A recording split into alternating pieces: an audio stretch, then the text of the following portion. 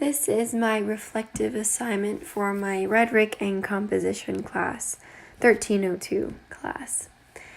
So this semester there are many things that I felt I learned. Of course, there are certain concepts that stood out more than others, and I will be talking about those concepts.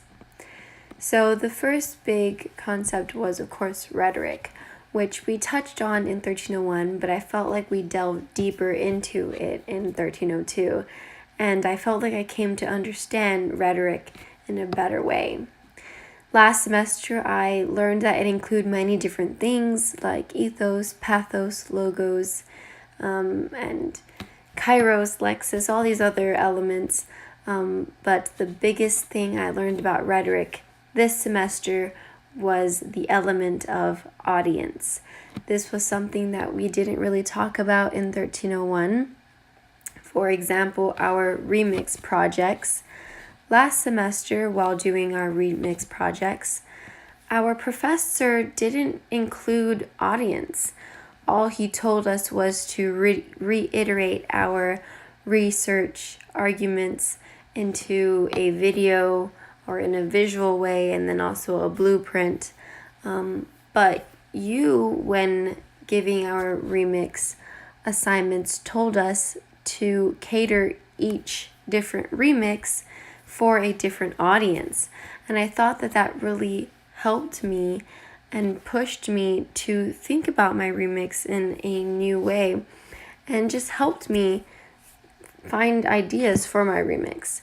For example, my flyer, I decided that my audience for my visual flyer would be Bible readers, and that helped me in the decision to use scripture. And also in my video, when I first presented my video for feedback, I didn't really have a specific audience in mind, and the feedback you and my fellow students gave me helped me realize that. I needed a specific audience, and so I decided my audience would be language students. And for the video, it ended up being Spanish language students, and that became a very pivotal point for the creation of my video, and as a whole, it kind of surrounded my entire video, and that's why I decided to do the voiceover in my video to keep my students' attention, and I explained a lot of things in my video, and I go into detail about this in my SOGC for my video remix, but having that audience was a very pivotal part of the creation of my video. And so now I understand that different audiences require different forms of writing, and that's very helpful, going to be very helpful in my future job as a nurse, as we do all sorts of documentation. And speaking of SOGCs, I really liked doing those this year. I feel like they tested our knowledge, but more importantly, our application of rhetorical elements and rhetorical ecologies. This was also something we did not do last semester, but they are also a really important part of me coming to understand rhetoric in a better way, better than I understood it in 1301. So the second biggest concept was discourse communities. This was actually something we did not talk about at all in 1301. So this was something completely new. And because it's so new to me, I feel like I need more time to understand exactly what makes a discourse community, or how everything ties together in a discourse community.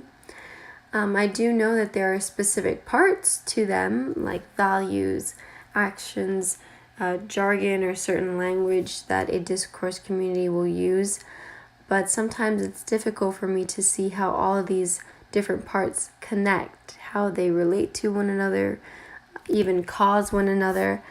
Those, I feel like, is a very intricate part of a discourse community, which is why I need more time to understand them. But regardless, it was a very interesting thing to learn about and to research. I even got to interview one of my professors while doing research on the discourse community of history professors. That was really interesting and a nice part, a highlight of this semester, I would say. The third big concept was knowledge making.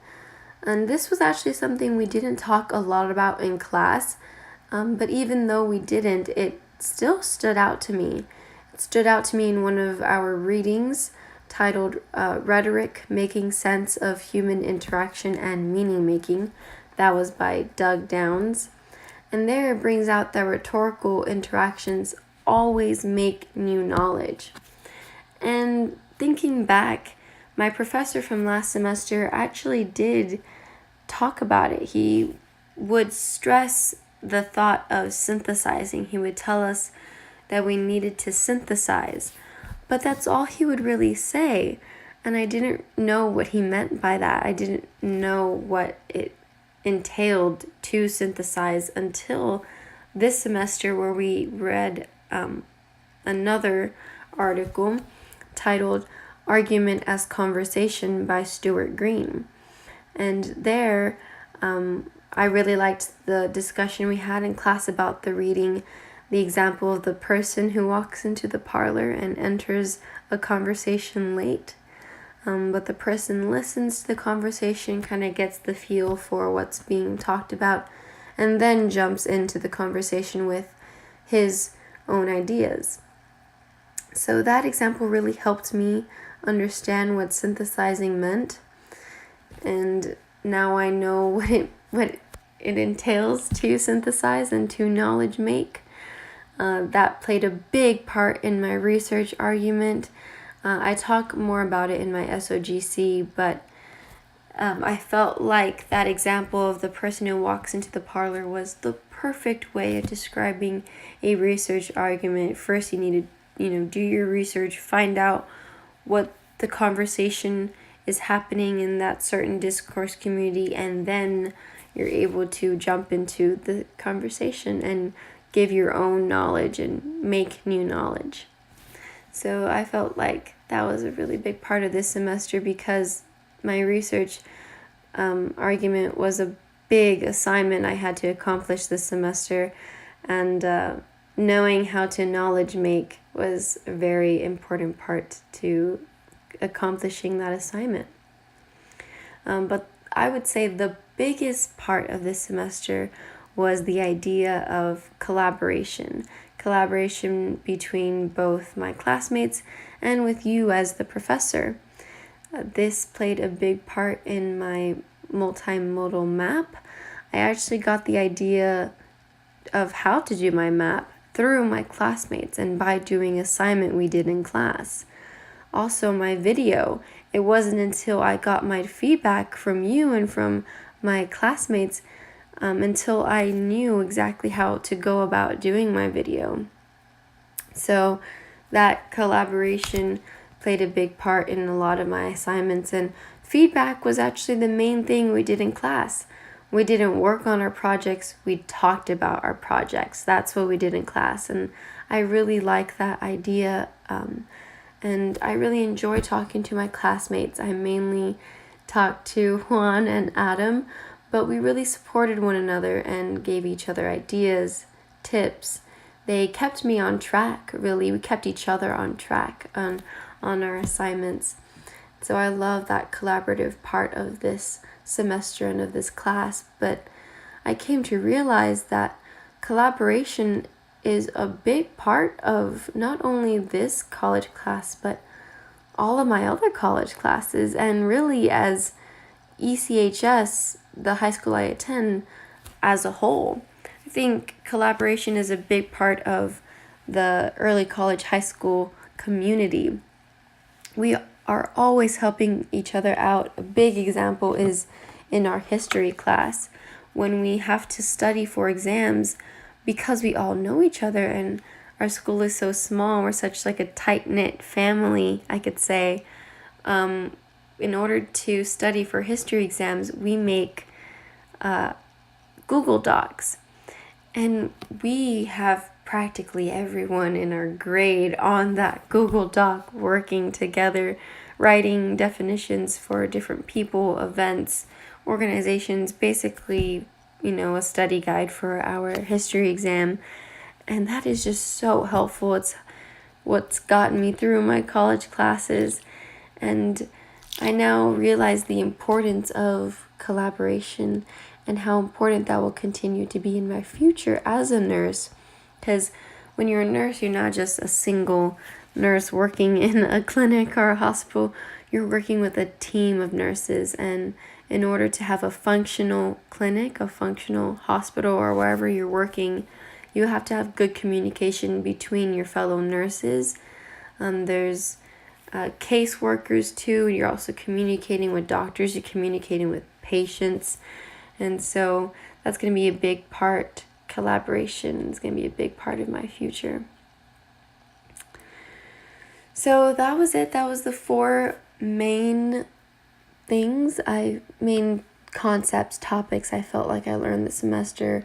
It was rhetoric, discourse communities, knowledge making, and then collaboration. But overall, I really enjoyed this course, and I'm excited to use those different lessons I learned about this semester in my future college courses, and then eventually my job. Also, when I start building a family, I feel like I'm going to use these lessons there too. Basically, any new community I become a part of, I'm going to be using these lessons in the future, and that's why I feel like this class was very important. Thank you for listening.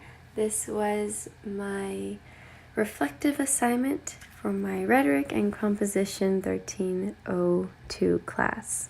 Thank you.